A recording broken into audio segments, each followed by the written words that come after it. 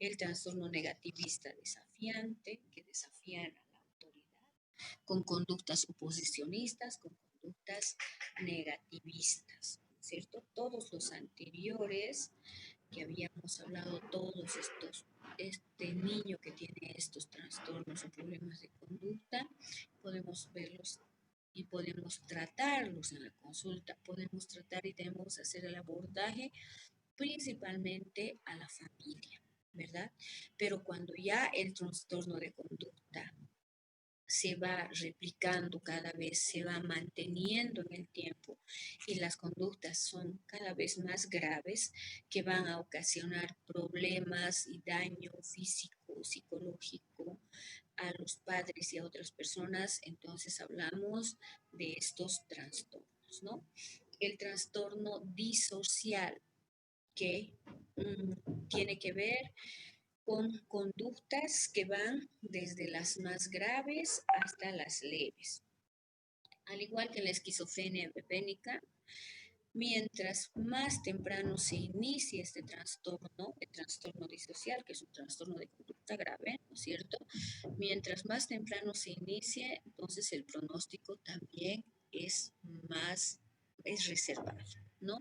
El pronóstico es desfavorable, es reservado, lo mismo que en aquellas personas que se inician temprano, pueden de graves a moderadas, y cuando se inicia en la adolescencia, entonces este trastorno es más leve.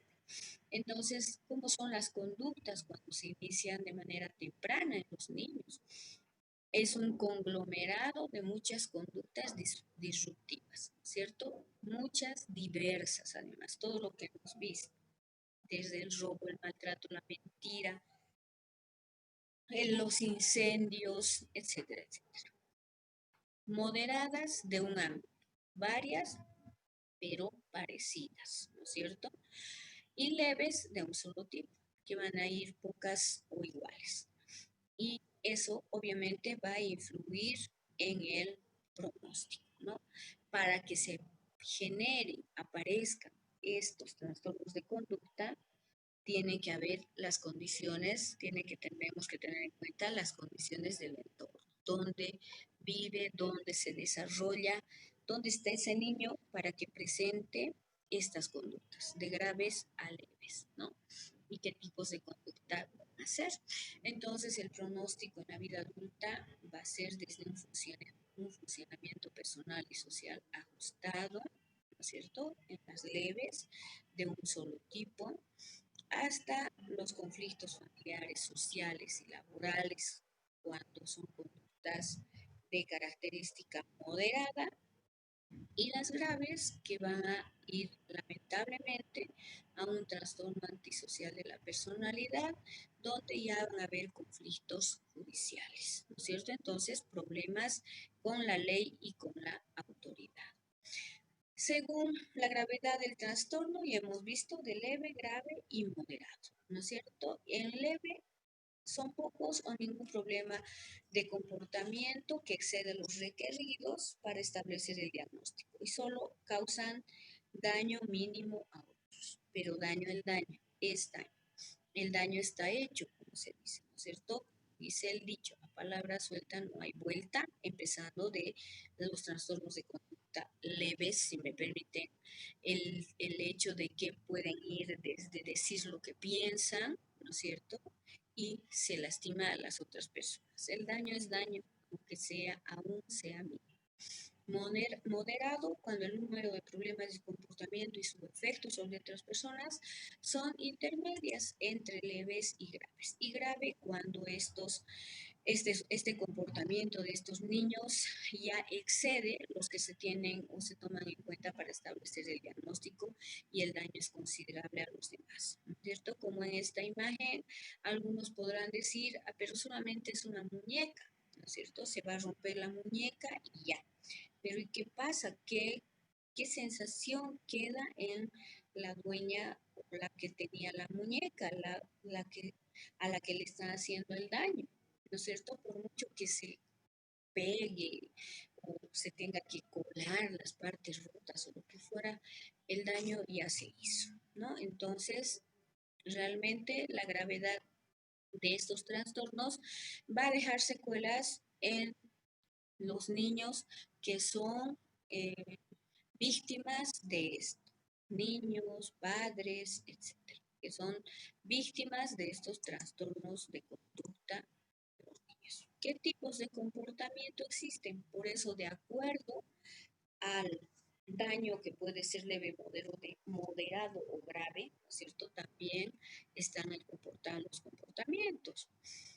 Los abiertos que vemos, ¿no es cierto? Que se ven, que van desde la agresión menor hasta desde estirarle de los cabellos al niño, ¿no es cierto? O a la niña, y o provocar esas peleas donde se va a ver, se van a medir las fuerzas físicas y va a haber mucha violencia. Esos son comportamientos abiertos y que nosotros o el resto de las personas pueden verlos.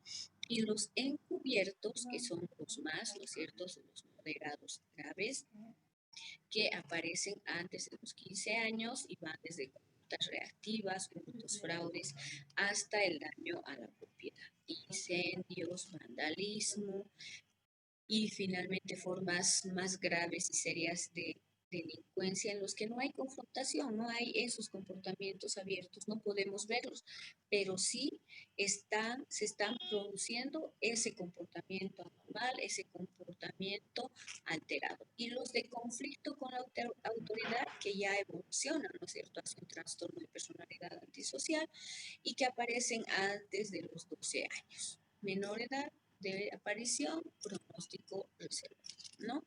Y que van desde esas personas que son testarudas, ¿no es cierto?, hasta la provocación y el desafío a la autoridad.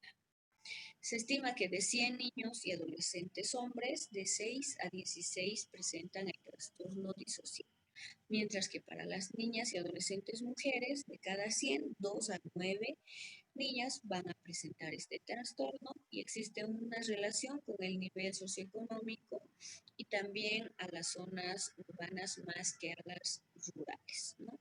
En las zonas urbanas será porque cada día estamos en relación o tenemos más contacto con todo lo que es la agresividad, la violencia y también la tecnología. La tecnología es buena, nos hace adelantar mucho, pero también nos abre las puertas para otras cosas y más a los niños, sobre todo si son niños que hemos visto entre las causas que son abandonados por los padres, no abandonados en el mal sentido de que los han dejado en algún lugar, no, sino en la casa, ¿no es cierto? Los padres tienen la necesidad de ir a trabajar, salen a trabajar y lamentablemente esos niños quedan solos, muchas veces a esos niños televisor, que se les dice, ¿no es cierto? El padre le deja el televisor en los dibujitos, pero el niño va explorando, los niños no son tontos, entonces los niños van buscando situaciones, programas cada vez diferentes y donde prima la violencia. Y los juegos, lamentablemente, los videojuegos también tienen mucho que ver. Y eso se dice que influye mucho en que por eso los trastornos de conducta son más frecuentes en el área urbana que en el área rural. Los factores que afectan, al igual que en general en todos los trastornos de conducta, ¿no es cierto? Los factores parentales que se refieren a los padres. Desde aquellos padres que son tan estrictos, ¿no es cierto? Donde aquellos padres crían a sus hijos con una educación dura, positiva, le están diciendo siempre qué hacer, tienes que hacer esto, no esto otro, y hay agresión verbal o física, ¿no es cierto? Eres un tonto, no sirves para nada, ¿no es cierto? Y todas esas son situaciones que van a hacer que el niño vaya desarrollando un trastorno disocial. Esos patrones de disciplina incorrectos, que también pueden variar desde la severidad extrema hasta la incongruencia o la relativa falta de supervisión y control, ¿no? Por eso les decía, hay que predicar con el ejemplo. ¿Qué les pueden decir esos padres a sus hijos adolescentes que llegan borrachos? No, si ellos en la casa con sus amigos o de fuera están acostumbrados a beber y los hijos son parte de esa situación. Entonces ahí surgen esos dobles discursos, esas incongruencias en que yo quiero criar bien a mi hijo, pero sin embargo yo como padre puedo hacer lo que yo quiera. No es así, ¿no es cierto? Entonces esas condiciones caóticas en el hogar, el divorcio, donde exista una hostilidad permanente, sobre todo si hay resentimiento de uno de los padres o de los dos, ¿no es cierto? No es necesario hablar de familia disfuncional en padres divorciados, sino también en padres que viven juntos, pero realmente esa amargura se traduce en esa agresividad permanente entre los padres. Y en los padres separados también está la alienación parental, donde los padres, por su lado, cada uno a veces, ¿no es cierto?, hablan mal del otro padre. Entonces, realmente eso también genera muchos conflictos en los hijos, el abuso, el maltrato infantil, la negligencia, el alcoholismo, el abuso de sustancias y más aún si hay trastornos psiquiátricos en los padres. Entonces, imagínense cómo se crían esos niños, ¿no es cierto? Entonces, hay que ver que estos factores realmente no podemos catalogar a un niño de malcriado, de mal respondón, de maloso, porque sí, tenemos que tener en cuenta toda la situación familiar, toda la situación que tiene en su vida. Los factores socioculturales también tienen que ver, esos niños que sufren privaciones económicas, les decía que ha habido un tiempo en que todo el mundo denunciaba a sus papás, ¿cierto? Porque no tenía, y no es porque muchas veces los padres no quisieran darles, ¿no? Sino porque realmente habían esas carencias económicas, sobre todo en aquellos migrantes del campo a la ciudad, obviamente que la situación es totalmente distinta.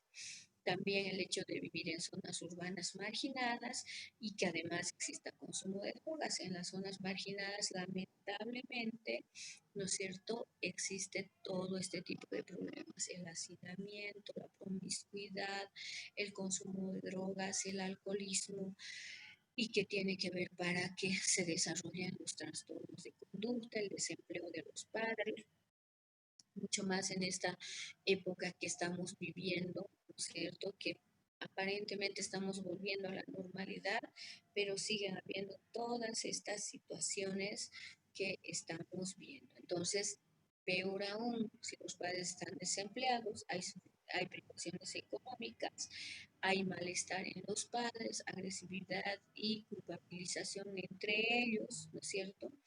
Y también una falta de red de apoyo social en esas familias migrantes que no tienen a nadie, ¿no es cierto? Y tienen que estar pidiendo, mendigando en todas las esquinas, no tienen una familia empleada con quien dejar a sus hijos.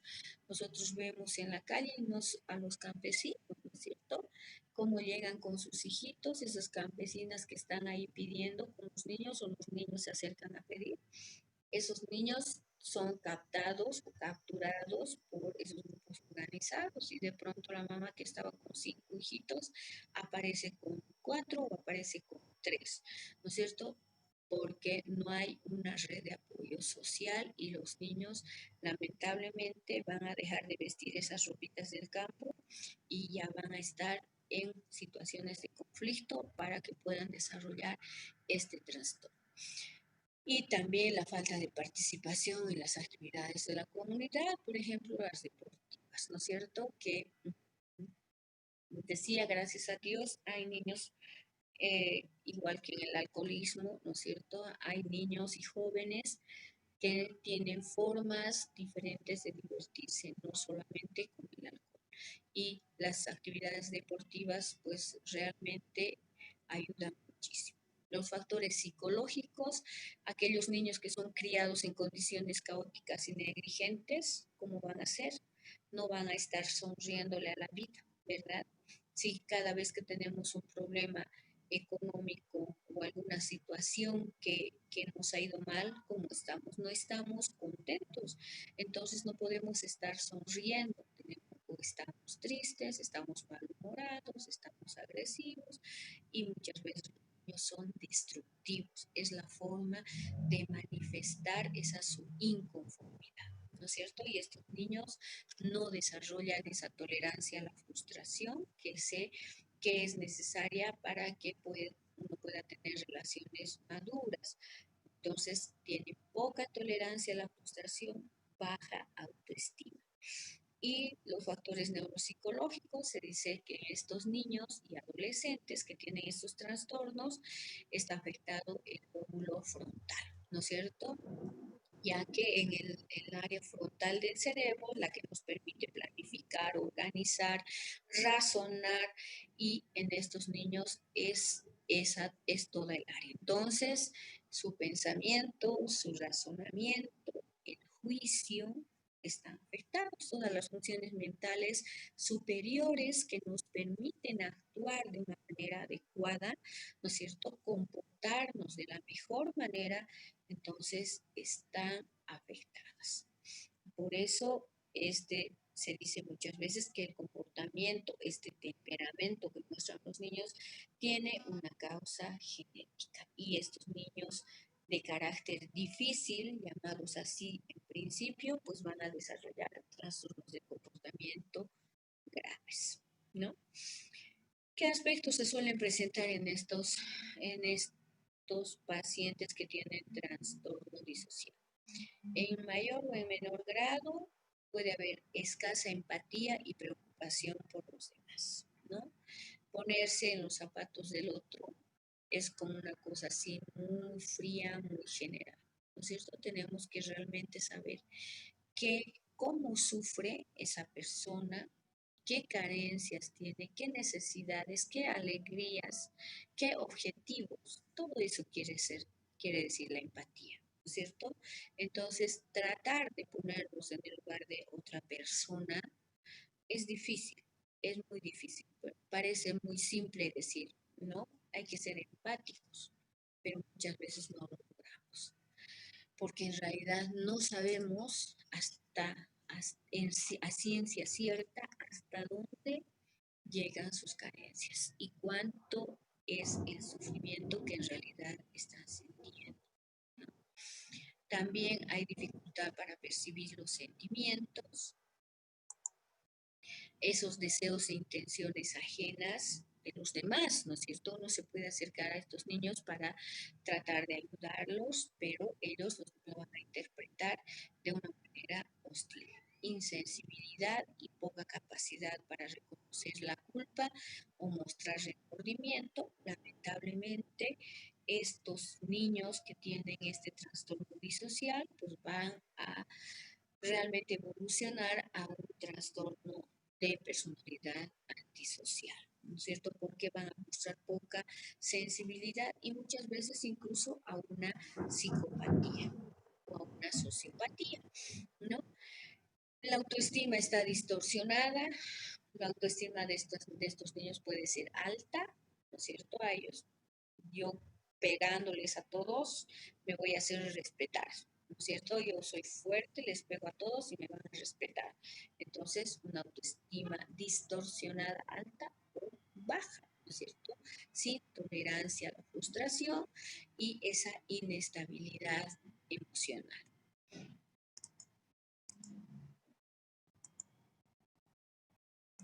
Y los tipos de comportamientos que vamos a ver en el trastorno disocial. Comportamientos agresivos que van desde el inicio de peleas, ¿no es cierto? Que van a cosas más, portar armas, actos crueles contra personas, contra los animales, el robo con violencia, las violaciones, porque robar también tiene sus implicancias, ¿no es cierto? La forma en la que se roba. Robar de una manera en la que no haya nadie o la que no pueda haber nadie ahí que sepa que están robando, hasta el hecho de que puedan robar con violencia, golpeando, matando, como vemos todos los días sobre todo en los informativos o en las noticias amarillistas, ¿no es cierto? Pero es la vida, la forma de expresar actualmente todos los noticieros, no digo de nuestro país ni de nuestro medio, porque la verdad no escucho, prefiero para, para no estar en este momento, además que estamos viviendo esta situación tan conflictiva, esta situación social de las elecciones, ¿no es cierto? Pero si ustedes ven las noticias que salen en los canales, en el cable de Argentina, de Panamá, de Brasil, de México, todo es violencia, ¿no es cierto? Todo, que robaron, que los echaron del coche, que los asaltaron al entrar a su casa, que estaban en el supermercado, estaban caminando en la calle, la familia, y de pronto aparecen los motoqueros y les quitan con violencia, los golpean además, ni siquiera solo les quitan las bolsas que están llevando hasta sus compras de supermercado. ¿No? Y en esos motoqueros están niños de 8 años, adolescentes de 12, 14 años que están viendo, están asistiendo esos robos a sus padres, ¿no? Las violaciones, los homicidios, hasta los fraudes, los robos, porque hemos visto que hay comportamiento abierto en la agresividad y también el comportamiento encubierto, ¿no es cierto?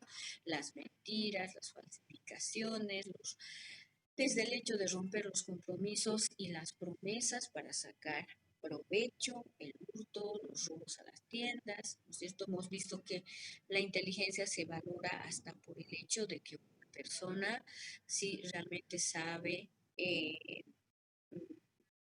toma en cuenta todo lo que son los refranes, los proverbios.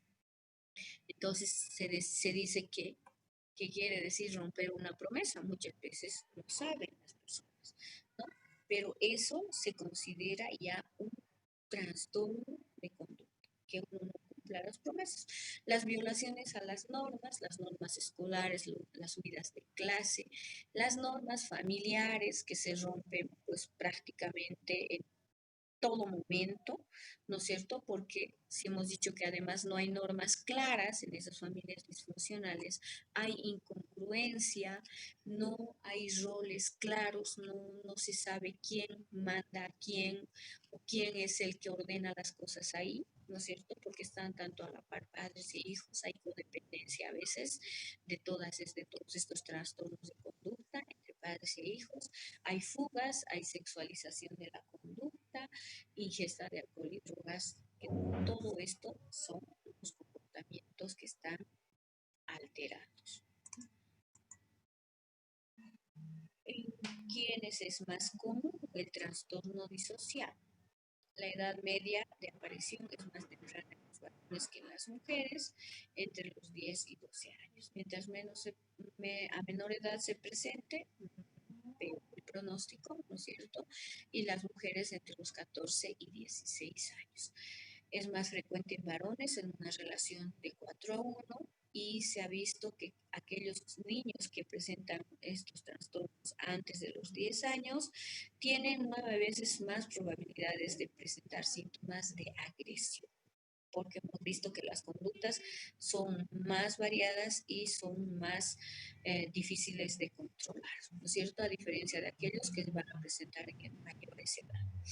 ¿Y cuál es el tratamiento de este trastorno?